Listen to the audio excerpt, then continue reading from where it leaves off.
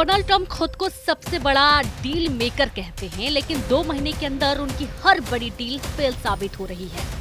Ukraine और Gaza में cease fire टूटने के बाद डोनाल्ड ट्रंप पर सवाल उठने शुरू हो गए हैं। यही वजह है कि ट्रंप को भी एहसास होने लगा है कि इस वक्त युद्ध में सिर्फ पुतिन की मर्जी चल रही है। जब दुनिया में कई वॉर जोन रिएक्टिव हो चुके हैं, गोले बारूद वाले युद्ध से लेकर टैरिफ वाली जंग छिड़ चुकी है, तब सवाल उठ रहा है कि क्या डोनाल्ड ट्रंप 2 महीने के कार्यकाल में फेल हो गए हैं? क्या अमेरिका का सुपर बॉस युद्ध वाले फ्रंट पर सुपर फ्लॉप साबित हुआ है? अमेरिका से दुश्मनी फिर से रिकॉर्ड तोड़ रही है। खामेनेई से लेकर जिनपिंग और पूरा यूरोप ट्रंप के खिलाफ खड़ा हो रहा है। क्या ये माना जाए कि अब अमेरिका की कोई नहीं सुन रहा? दुश्मन ही अब ट्रंप के खिलाफ नहीं, बल्कि अमेरिका के पुराने साथी भी अब बागी हो चुके हैं और सबके टारगेट पर अब डोनाल्ड ट्रंप हैं। ट्रंप ने जहां जहां युद्ध की आग बुझानी चाहिए, वहीं से तेज धार वाले चाकू अब ट्रंप पर वार कर रहे हैं।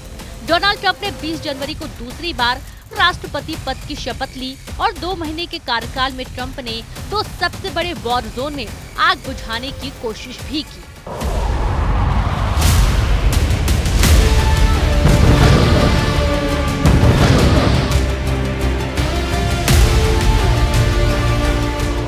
पहला वॉर जोन गाजा, जहां 15 जनवरी को सीज फायर का ऐलान हुआ, लेकिन ट्रंप की शपथ से एक दिन पहले यानी कि 19 जनवरी को लागू हुआ वो सीज फायर ठीक 2 महीने बाद तार-तार हो चुका है।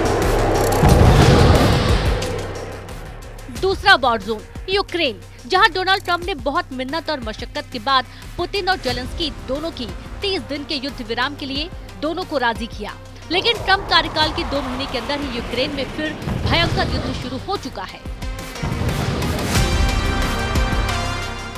यानी ट्रंप यूक्रेन में भी फेल हो गए, जहां पुतिन और जेलेंस्की एक दूसरे पर आग बरसा रहे हैं, और गाजा में भी ट्रंप नाकाम हो चुके हैं क्योंकि इजराइल ने सीज फायर तोड़ डाला और 48 घंटे में हुई बमबारी में 700 से ज्यादा लोग मारे गए हैं। लेकिन ट्रंप अब भी सीज फायर मूड में हैं।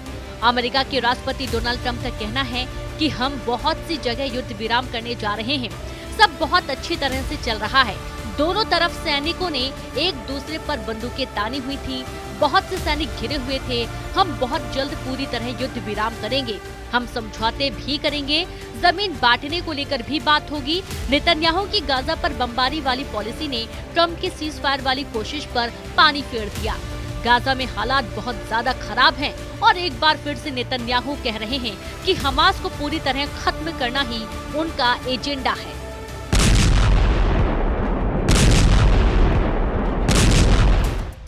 इजराइल की सेना फिर से उत्तरी और दक्षिणी गाजा के बॉर्डर को लांघकर हमास को तलाश रही है। नेतन्याहू के टैंक बचे कुचे गाजा को फिर से रौंदने को तैयार हैं, लेकिन असली एक्शन में तो उनके फाइटर जेट हैं, जिन्होंने फिर से टनों बारूद की बरसात गाजा पर शुरू कर दी है।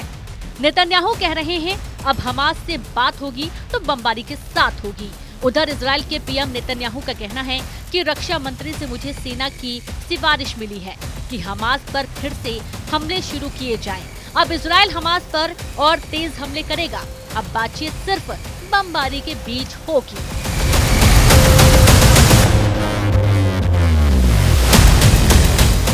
गाजा के बाद दूसरा बड़ा वॉर जोन यूक्रेन है और यहाँ जेलेंस्की ने जब से रूस के परमाणु अड्डे में पुतिन को हिलाने वाला धमाका किया, तब से यूक्रेन और रूस के बीच युद्ध विराम की गुंजाइश शून्य हो गई है। इस बात का सिग्नल पुतिन की तरफ से ट्रंप को भेज दिया गया है। पुतिन दुश्मनी लेने वाले को माफ नहीं करते, ये बात जेलेंस्की बहुत अच्छी तरह जानते हैं। हालांकि ट्रंप से बातचीत में दोनों पक्ष 30 दिन के सीज फायर के लिए तैयार हो गए थे, लेकिन अचानक यूक्रेन और रूस के बीच बमबाजी का रिकॉर्ड टूट गया, जब जेलेंस्की ने सारातोव में रूस के परमाणु बम वर्षक वाले हवाई अड्डे पर बहुत ही खतरनाक धमाके को अंजाम दिया। इसके बाद रूस ने यूक्रेन के ओडेसा पर काउंटर अटैक किया और बता दिया कि जब पुतिन सजा देते हैं तो उनकी लाठी में आवाज नहीं होती।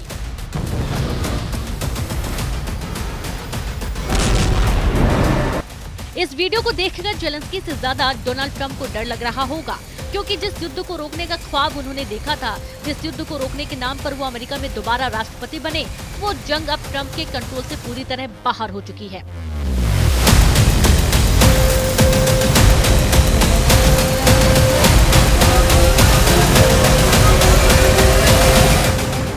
अमेरिकी राष्ट्रपति के सामने जो वॉर जोन एक्टिव थे वो अभी भी बरकरार हैं। गोले बारूद और बंकर बस्टर वाले युद्ध से लेकर परमाणु युद्ध के खतरे और टैरिफ वाली जंग तक ट्रंप हर मोर्चे पर फेल साबित होते जा रहे हैं। उनके 2 महीने के कार्यकाल में ही सवाल उठ रहा है कि क्या ट्रंप का युद्ध खत्म करने वाला ट्रेलर फिल्म बनने से पहले ही फ्लॉप हो गया। ईरान, चीन, यूरोप ट्रंप को आंख दिखा रहे हैं। अमेरिका के सुपर बॉस वाला रुतबा युद्ध वाले फ्रंट पर सुपर फ्लॉप साबित हुआ है।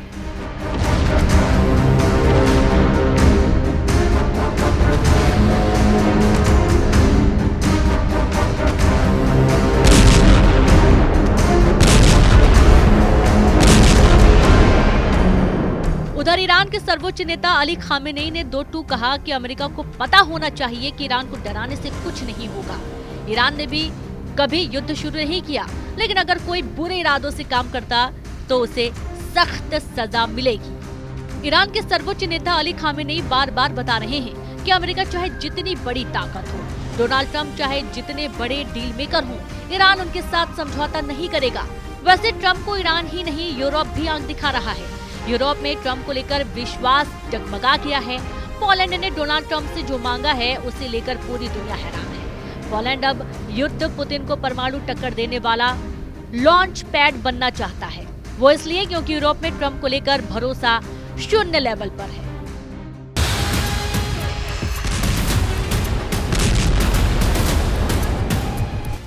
पूरे नाटो को सुरक्षा की नई गारंटी की जरूरत है और पुतिन से बचने के लिए एटम बम ही सबसे बड़ी गारंटी माना जा रहा है। आंद्रे दूदा चाहते हैं कि डोनाल्ड ट्रंप अपना एटम बम उन्हें सौंप दे, यानी अमेरिका अपने परमाणु बम पोलैंड में तैनात कर दे। दूदा के मुताबिक बिना परमाणु हथियारों के रूस को रोकना मुश्किल है। इन सबके बीच पोलैंड के राष्ट्रपति आंद्रे दूदा ने कहा कि शांति तभी मुमकिन है जब उसके पीछे ताकत हो, ताकि हमलावर को रोका जा सके। अगर युद्ध को रोका नहीं जा सकता तो शांति बहाली के लिए न्याय के साथ साथ ताकत की भी जरूरत होती है। पोलैंड की दलील है कि पुतिन अपने परमाणु हथियारों को बेलारूस में तैनात कर चुके हैं। ऐसे में पोलैंड भी परमाणु बम की मेजबानी के लिए तैयार है। इसमें कोई शक नहीं कि पुतिन के युद्ध को लेकर पूरा नेटो तनाव में है। पोलैंड तो यूक्रेन के बाद पहला फ्रंट है जहां लगातार नेटो की सेनाएं एक्टिव रहती हैं और अब पुतिन के साथ ट्रंप की नजदीकी ने पोलैंड ही नहीं पूरे यूरोप में एक डर बैठा दिया है। इजराइल और यूक्रेन का रुख भी बता रहा है कि ट्रंप की नसीहत अब मजाक बन चुकी है। गाजा में युद्ध विराम टूट चुका है और जब से ईरान के परमाणु कार्यक्रम को लेकर ट्रंप ने नजरें टेढ़ी की हैं, उनको भी तेहरान से कड़वे बोल सुनने को मिले हैं।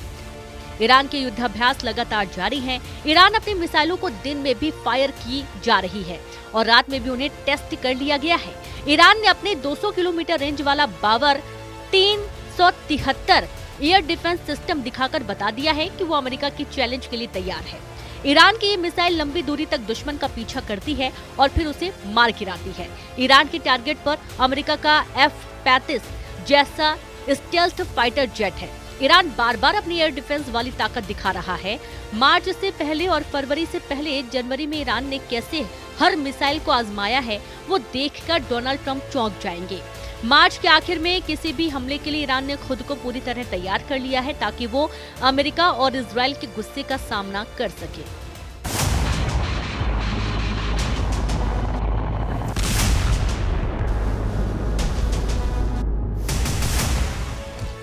ईरान ने जनवरी के महीने में 4 युद्धाभ्यास करके ईरान ने अपनी ताकत दिखाई है। ईरान का साथी देश यमन और वहां के हूथी विद्रोही भी ट्रंप को ललकार रहे हैं, जबकि ट्रंप कह चुके हैं कि वो हूथी को मिट्टी में मिला देंगे। यमन की राजधानी सना में ये भीड़ ट्रंप को चुनौती दे रही है। सवाल है कि क्या ये मजमा देखकर ट्रंप यमन को दूसरे गाजा में तब्दील कर देंगे।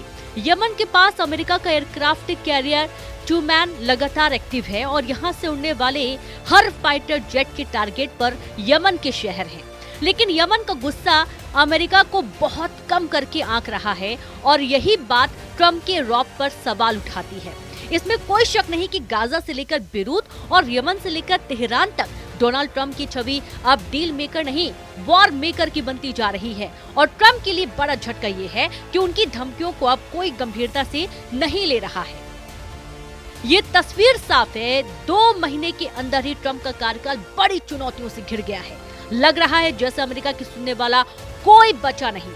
जो देश अमेरिका के एक इशारे पर ही जी हुजूरी करते थे, अब वो अमेरिका के दुश्मनों के लहजे में ट्रंप को टारगेट कर रहे हैं। सबके टारगेट पर अब डोनाल्ड ट्रंप है। साफ है कि ट्रंप ने जहां जहां युद्ध की आग बुझानी चाहिए, वहीं से तेज धार वाले चाकू अब ट्रंप पर वार कर रहे हैं। लेकिन एक बात है जो यूक्रेन, गाजा और यमन में होने वाले धमाकों के साथ बहुत तेजी से बदलता जा रहा है, वो है डोनाल्ड ट्रंप का मेक अमेरिका ग्रेट अगेन वाला नारा।